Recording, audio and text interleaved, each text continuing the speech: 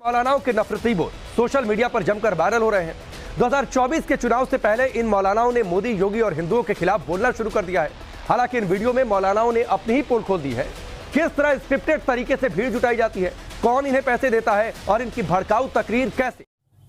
Times no Bharat एक बहुत बड़ा चैनल है। इसमें मेरी तकरीर की कटिंग चलाई जा रही है कि बागेश्वर धाम को किया चैलेंज, मोदी और योगी को इन्होंने लथेड़ा।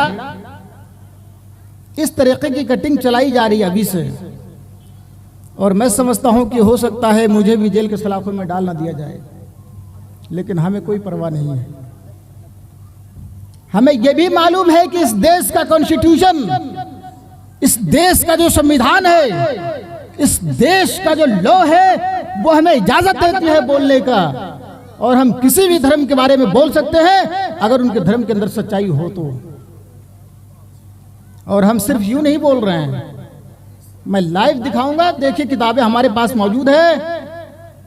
अगर रेफरेंस गलत हो तो आप जिस चौराहे पर लाकर मौलाना रफीक की गर्दन पे फांसी के फंदे लटका करके तख्तेदार पर झुला सकते हो। ये मेरा चैलेंज है, और मैं आपकी चैलेंज को एक्सेप्ट करता हूं।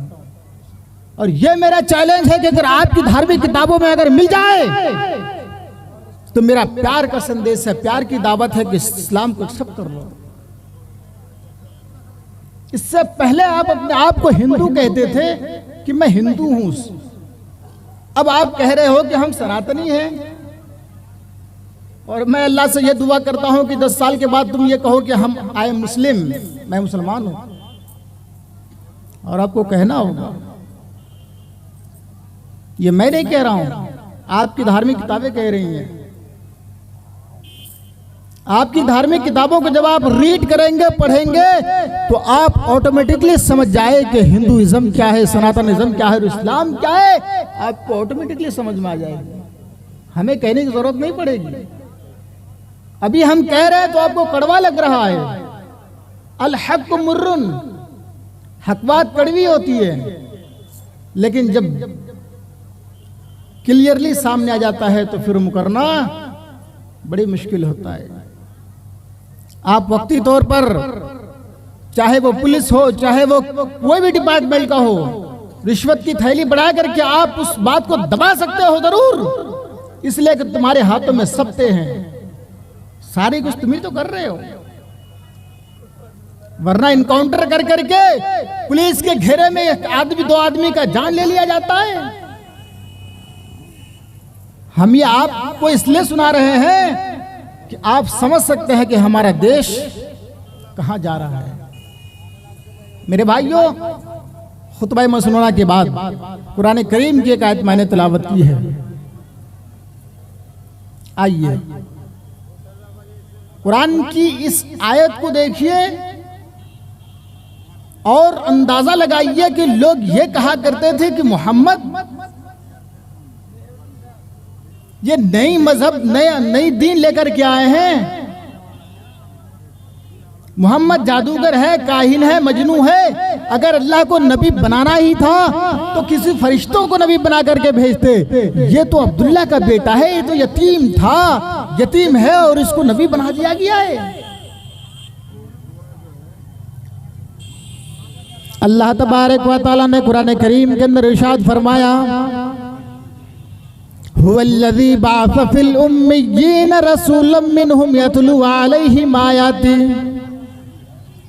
वो दुनिया वालों, आपके दरमियान जो रसूल आए हैं, जो नबी आए हैं, जो प्रॉफिट हमने भेजा है, जो मैसेंजर आया है, वो तुम्हारे ही जिन्स से है, तुम्हारे ही नस्ल से है, तुम्हारे खानदान से है। तुम इंसान हो, वो भी इंसान है। तुम खाते हो, वो भी खाते हैं। वो तुम पीते हो, वो भी पीते हैं। तुम शादी ब्याह करते हो, वो भी शादी ब्याह किए हैं। यानी सारी तुम्हारी आइडियोलॉजी उनके पास भी है। हमने उसको नबी बनाया है। वो इंसान है, वो तुम्हारे जिन्स से, तुम्हारे नस्ल से है। लेकिन ये अलग बात है कि तुम्हारी मकान कुछ और है और उस मेरे नबी का मकान कुछ और है। मेरा नबी का मकान क्या है, अल्लाह के रसूल का मकाम मर्तबा क्या है, यतलू अलैहिम आयातिही, वो अल्लाह रब्बुल आलमीन की आयतों को पढ़ पढ़ कर आपको सुनाता है, वो अल्लाह रब्बुल आलमीन की आयतों को पढ़ पढ़ कर आपको बताता है अल्लाह एक है, अल्लाह के अलावा कोई माबूद नहीं है,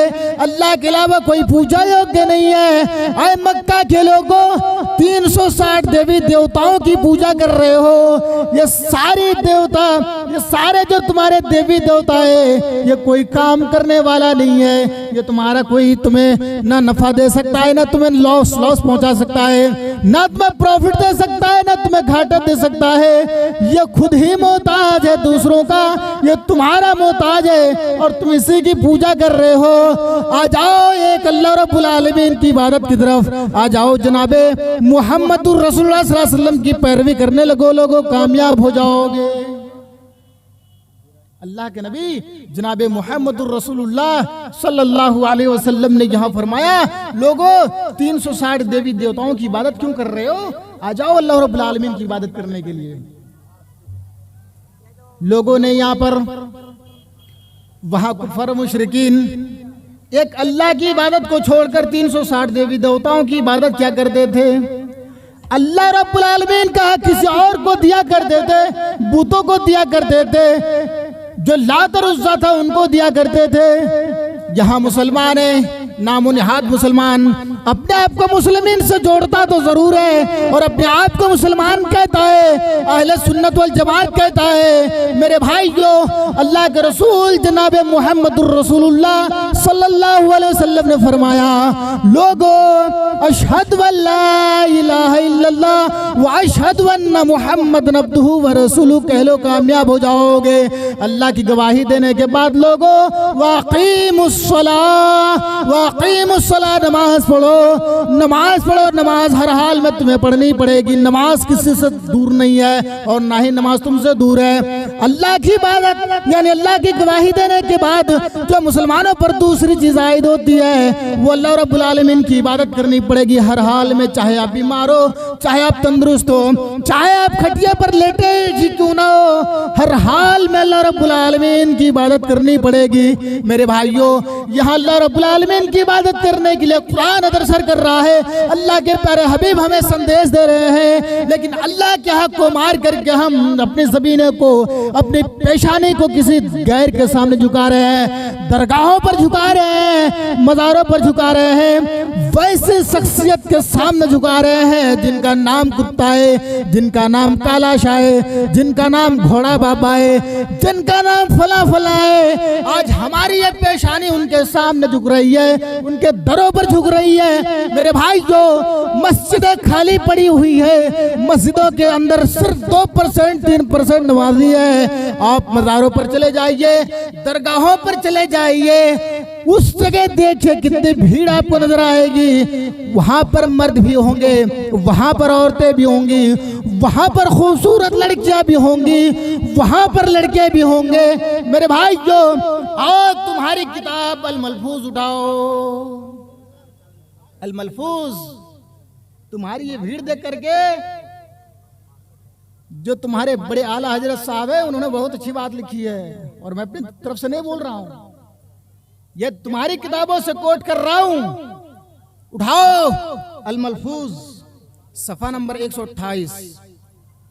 पीर साहब से मुरीद सवाल कर रहे हैं कि पीर साहब, औरतों का मज़ार पर आना कैसा है? सवाल है, बिल्कुल सवाल जवाब का, यानी क्वेश्चन आंसर का पूरी किताब है। उनका पीर साहब कह रहा है कि अरे ये पूछ रहे हो कि औरतों का मज़ारों पर आना कैसा है, ये पूछो कि जब वो औरत इरादा करके निकलती है घर से कि हम फला मज़ार की शेयर करेंगे, अल्लाह और उसके फरिश्ते लानत करते हैं, लानत। और तुम यहाँ पर औरतों को भेज रहे हो, अपनी बेटियों को भेज रहे हो, सारे वहां जाकर के अपनी ज़मीन, अपने माथे को वहां पर टेक रहे हैं। मेरे भाइयों, ये अल्लाह का हक तुम किसी और को दे रहे हो, तुम्हें शर्म नहीं आ रही है? अल्लाह कहता है वाक़िमुस्सलाह, नमाज की तरफ आ जाओ। मेरे भाइयों, लेकिन ये ऐसी कौम है, अपने आप को अहले सुन्नत वल जमात से जोड़ता है कि हम अहले सुन्नत वल जमात है, लेकिन उनके अकीदे, उनके जो नेचर है, उनके जो अकीदे हैं, उनकी जो अकीदे हैं वो ये है कि वो मज़ारों पर जाकर के वो मुरादें मांगते हैं, बाबा से मुरादें मांगते हैं। अल्लाह तबारक व तआला फरमाता है, जो आदमी जिससे मांग रहा है वो भी कमजोर, जिससे मांगा जा रहा है वो किसी को कोई फायदा नहीं दे सकता, जिससे मांगा जा रहा है वो खुद ही लागर है, खुद ही कमजोर है, वो दूसरे का मोहताज है। मेरे भाइयों, यहाँ पर ये कहा जा रहा है कि हमारा पीर और हमारा मुरीद तो कब्रों के अंदर जिंदा है। मेरे भाइयों, जब तुम ये कह रहे हो कि हमारा मुरीद और हमारा पीर साहब कब्रों के अंदर जिंदा है, तो तुम्हारा बाप जिंदा है। मैं तुम्हें ये चैलेंज देकर जा रहा हूँ और मेरे चैलेंज को जरा एक्सेप्ट करना। तुम अपनी बाप को और अपने भाई को और अपने बेटे को एक दिन के लिए जमीन के अंदर गाड़ दो, जमीन के अंदर उन्हें दफन कर दो, और 24 घंटे के बाद या एक दिन के बाद या 10 मिनट के बाद या आधे घंटे के बाद निकालना, उनकी हालत क्या होगी जरा देख लेना। और तुम्हारी कौन सी किताब अलाउड कर रही है? अल्लाह के रसूल फरमाते हैं, जिंदों को कब्र में दफन करना हराम है। अल्लाह के नबी सल्लल्लाहु अलैहि वसल्लम ने फरमाया, लोगों, जिंदे आदमी को तुम कब्र में दफन नहीं कर सकते हो, इसलिए कि हराम है। तुम ये कह रहे हो कि हमारा बाबा जिंदा है, वो हमारा घोड़ा सा, वो हमारा लोटा बाबा, डंगा बाबा, कुत्ता बाबा, यहाँ तक कि तुम और नाम दे रहे हो। अल्लाह ने तुम्हारी भेजे को इतना खराब किया है कि नाम भी तुम्हें मिला है, तो ऐसे नाम मिला है कि जो आदमी सुनना गवारा ना करे। अरे कोई होता है घोड़ा सा, कोई होता है काला सा, कोई होता है लोटा बाबा, डंडा बाबा, नंगा शाह। मेरे भाइयों, अल्लाह ने तुम्हारी अकल को ऐसी मारी कि नाम भी तुमने रखा है तो ऐसे नाम रखा कि लोग सुन करके शर्मा जाए, जिससे लोगों को शर्म आ जाए तुम्हारे नाम सुन करके। तुमने ऐसा नाम मिला तुम्हें? अरे उसका कोई अच्छा नाम रखता यार। मुझे एक किताब मिली है, आओ मज़ारों की सैर करें हम। एक किताब है, इतनी मोटी सी किताब है, उसके अंदर जब आप पढ़ेंगे, अल्लाह अकबर, ऐसी ऐसी बातें लिखा हुआ है कि मैं पढ़ करके दंग रह गया कि मौलाना रफीक ये क्या पढ़ रहे हो यार। ऐसी किताबें, घोड़ा शाह, काला शाह, नंगा बाबा, डंका बाबा, लोटा बाबा, पता नहीं क्या क्या सब नाम रख दिया। कुत्ता बाबा, कुत्ता का ही नाम होता है यार। कुत्ते तो नापाक होते हैं। जब अगर एक बर्तन में कुत्ते मुंह डाल देते हैं तो उनको 7 मरतबा धुला जाता है, इतने नापाक कुत्ते होते हैं। और उसे कहता क्या है?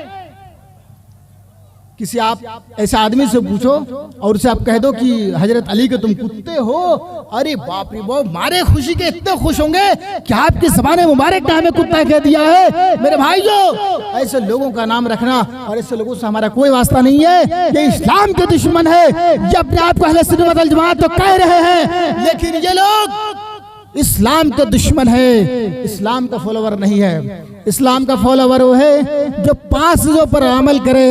अल्लाह के प्यारे हबीब जनाब मुहम्मदुर रसूलुल्लाह सल्लल्लाहु अलैहि वसल्लम ने फरमाया, लोगों, बुनियल इस्लाम वाला खम्सिन, इस्लाम की बुनियाद 5 चीजों पर रखा गया है। पहली चीज, अशहदु अल्ला इलाहा इल्लल्लाह, इस बात की गवाही दीजिए कि अल्लाह के अलावा कोई माबूद नहीं है। दूसरी चीज, वाक़ीमुस सलाह। तीसरी चीज, वइताई ज़कात। चौथी चीज, व तो सौम रमजान। और 5वीं चीज, मन इस्तताअत इलैहि सबीला, इस्तिताअत हो तो जिंदगी में एक बार हज करना है। आइए थोड़ा सा इसका तर्जमा कर दे।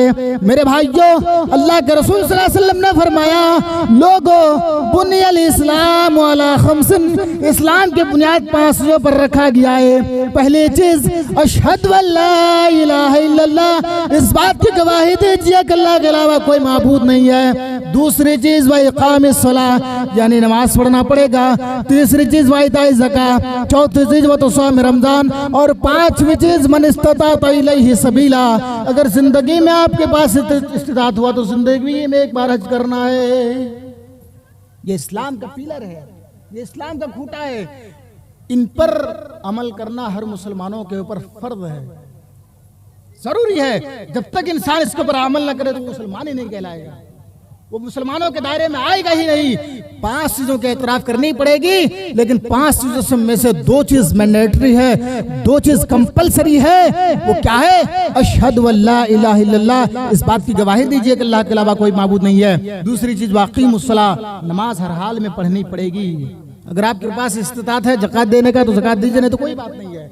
हज करने की ताकत हो तो करिए, नहीं तो कोई बात नहीं है। रमजान का रोजा अगर आप रख सक रहे हैं तो रखिए, नहीं तो बाद में भी कदा कर सकते हैं। लेकिन इस्लाम के अंदर दो चीज एक से मैंडेटरी है कि अल्लाह की गवाही देने के बाद दूसरी चीज मुसलमानों पर आयद होती है, वो नमाज, वो है नमाज। आइए उठाइए वेद, महाभारत के अंदर और श्रीमद् भागवत गीता के अंदर भी ये मंत्र मौजूद है। श्रीमद् भागवत गीता के अंदर भी कहा जा रहा है